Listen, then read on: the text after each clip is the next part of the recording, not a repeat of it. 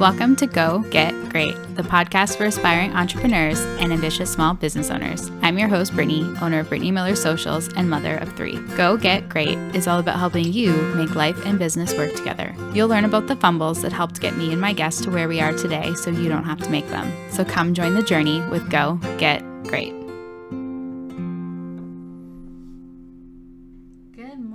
And welcome back to another episode of the Go Get Great podcast. Today, we are going to be talking about the systems that you need to run a lean business. So as a small business owner myself, I know that I really don't want to have all of my money tied up in just paying for things that keep the lights on in my business, which is kind of what I consider systems to be.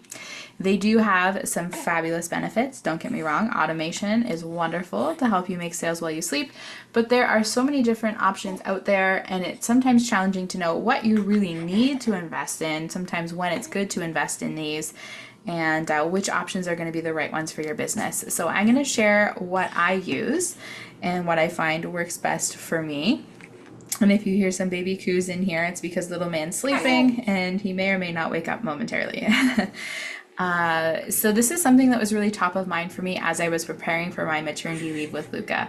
Kind of as my business has grown over the last 3 years, I've tried lots of different things. I've had lots of systems and then not had some.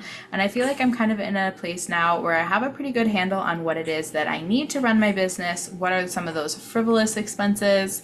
And then what, sorry, cut out that last part.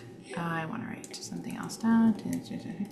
What are those frivolous expenses and the ones that are, never mind. Some of those frivolous expenses that can be easily cut from your budget so that you can actually invest in ones that are going to support your business growth and goals long term. So to get started, one of the systems, although these are less systems, but you're going to need social media. And I'm also going to include Eventbrite in here because this is how you're going to connect with new potential customers and followers, to promote your products and services, generate your clients. This is kind of how you market and spread awareness in your business.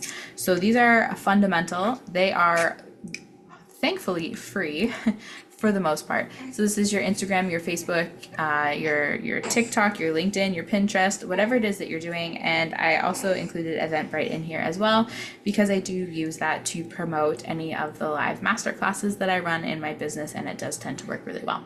So most of you likely have those already set up, so I'm not going to spend too much time talking about those.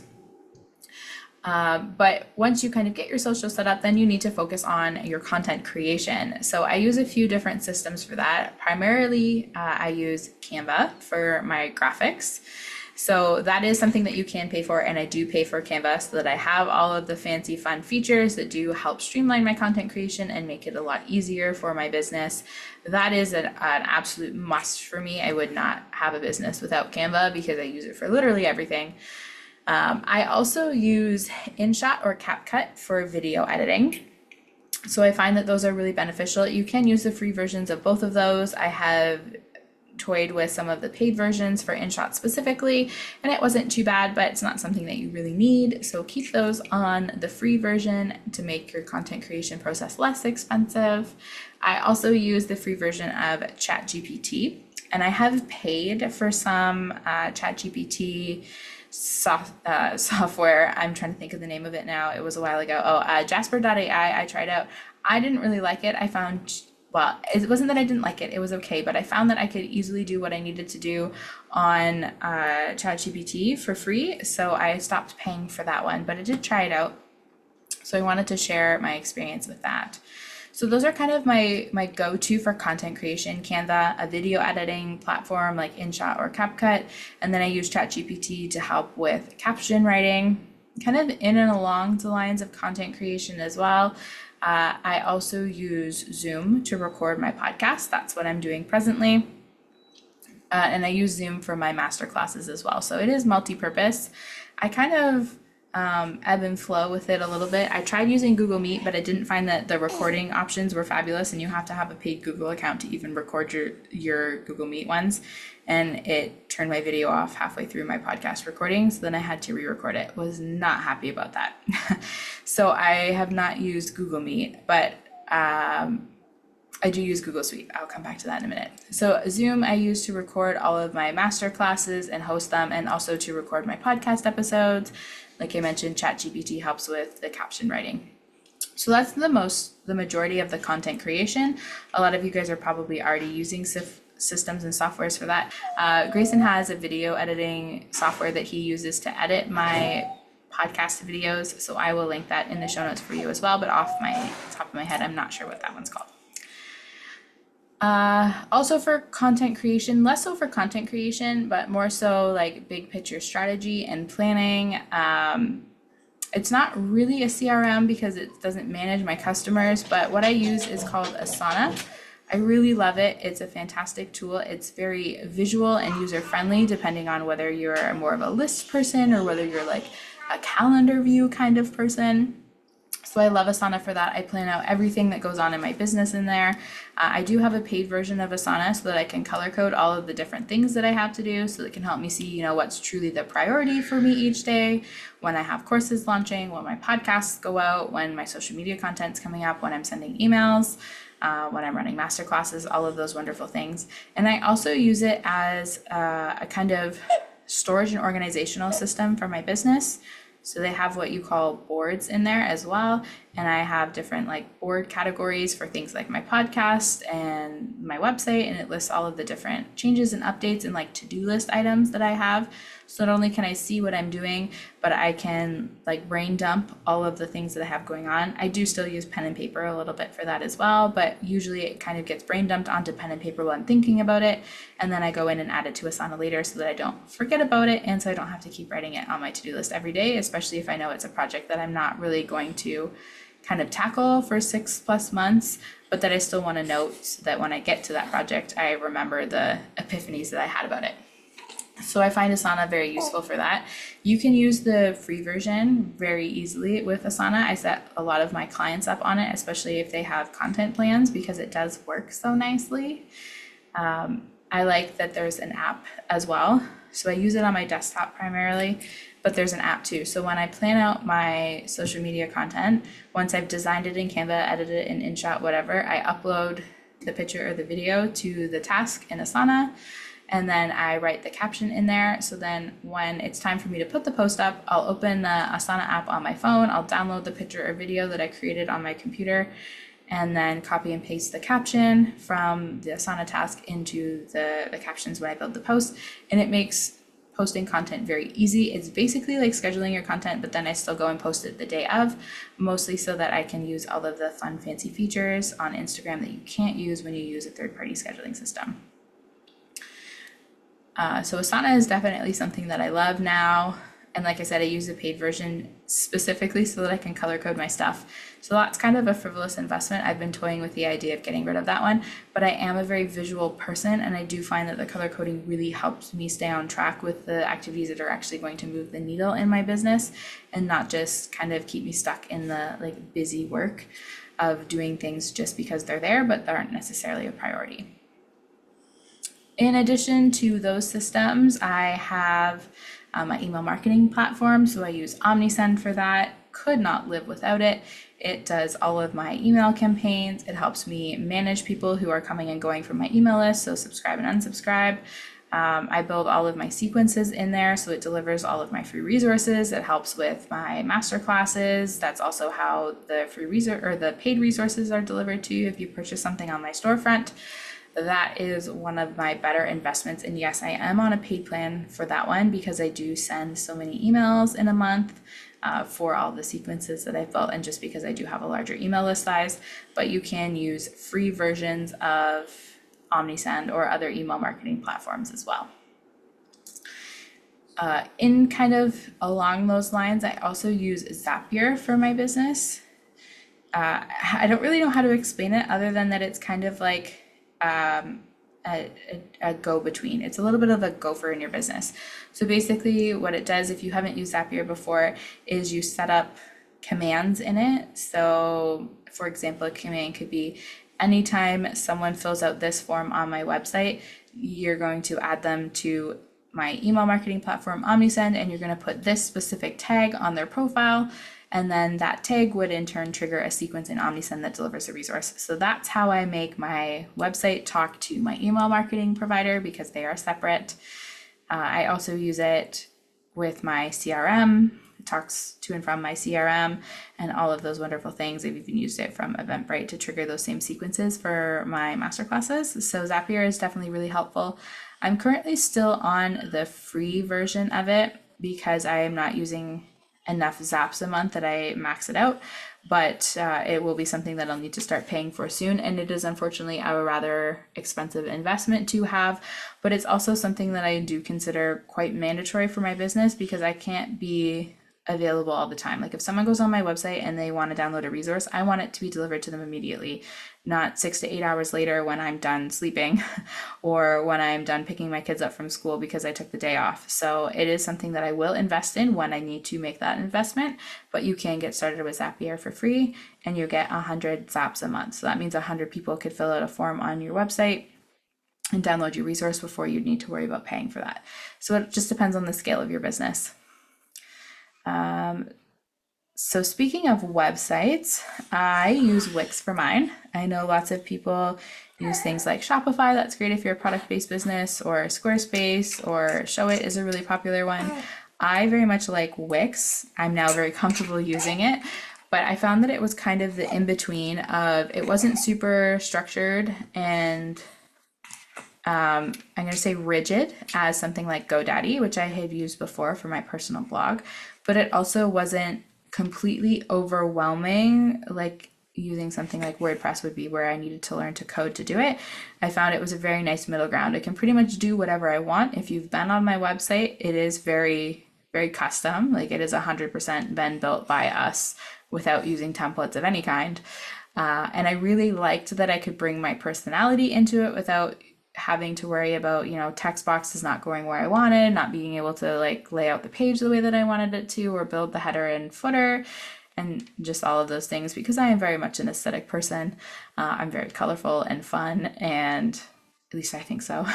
And I needed to be able to showcase that. And having used GoDaddy and other website providers before, I found it very frustrating not being able to do those things. So I like using Wix for that.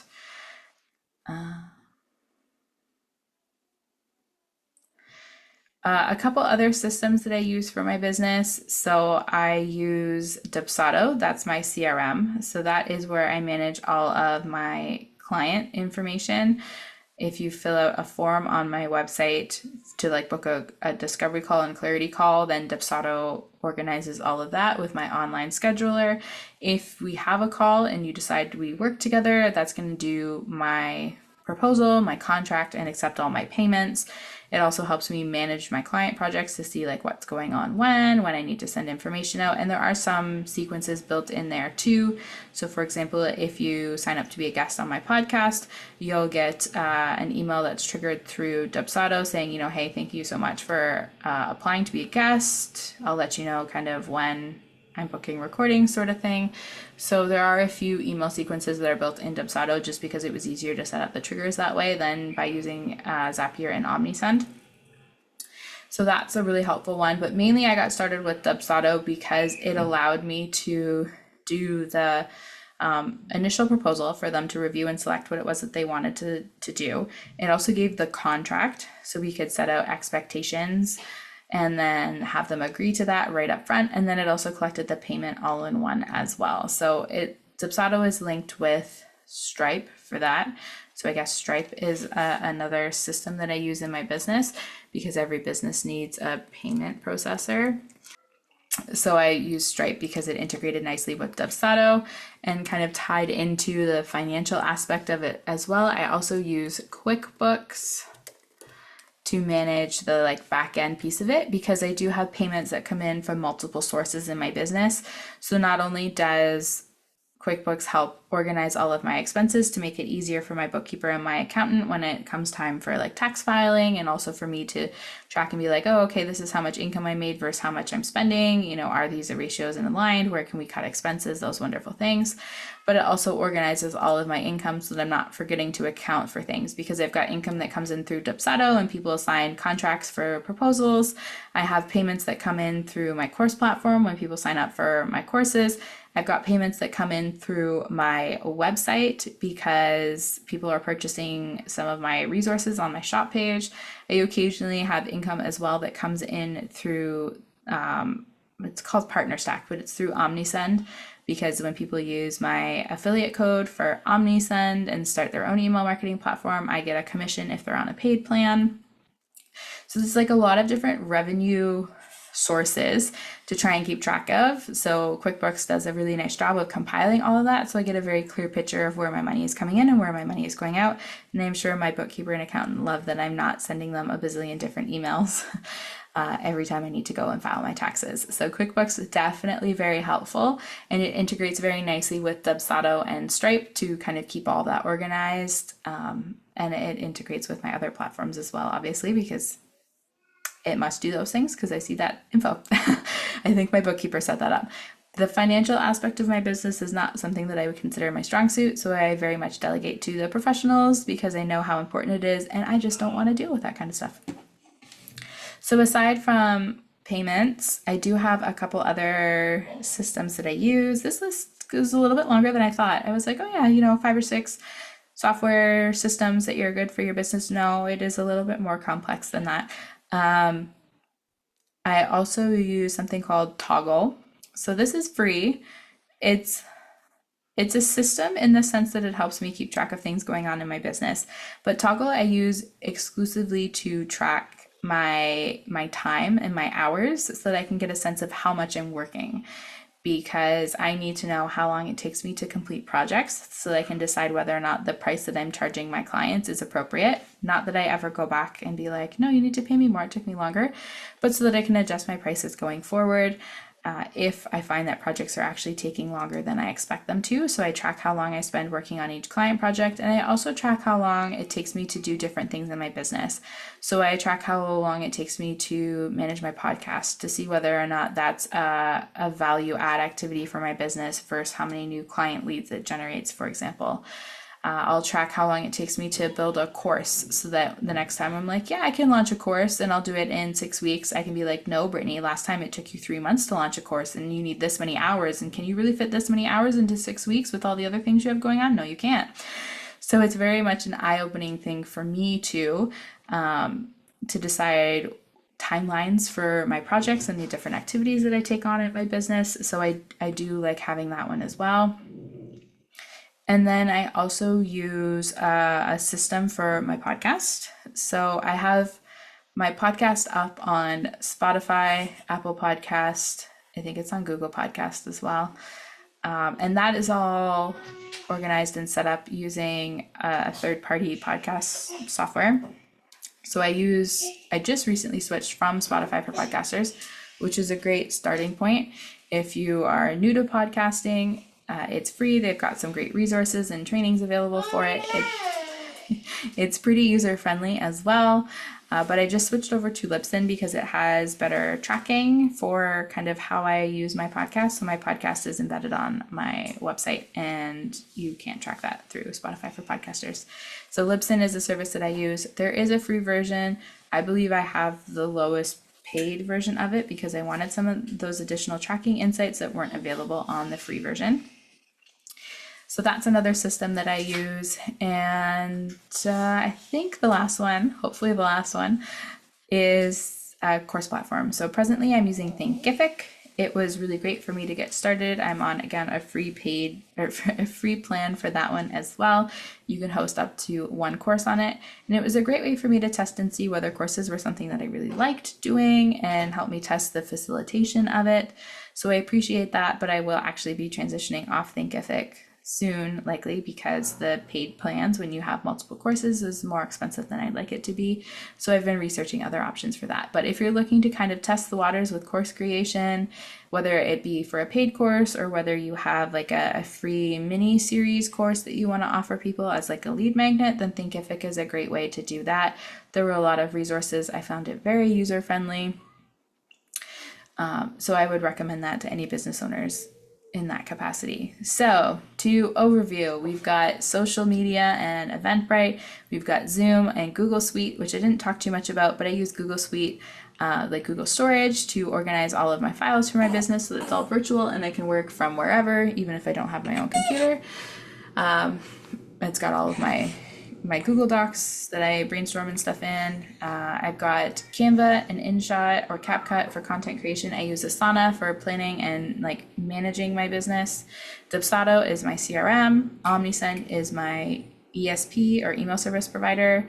Zapier helps my systems talk to each other because there's a lot of different systems going on here and you want to streamline so you're not manually copying and pasting all the info.